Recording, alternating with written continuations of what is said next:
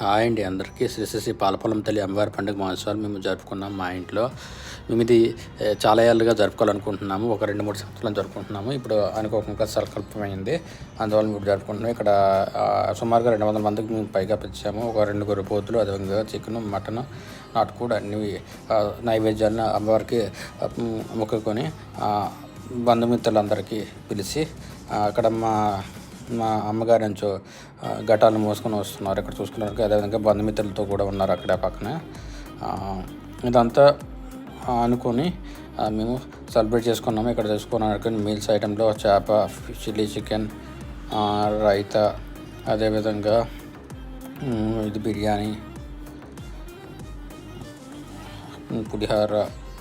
ఇక్కడ బంధుమిత్రులు అందరూ వస్తున్నారు. చూసుకుంటే అందరికీ ఎవరికి ఏం తింటే వాళ్ళకి తగిన విధంగా మేము అనుకున్నట్లు విజయవంతం చేసుకున్నాము.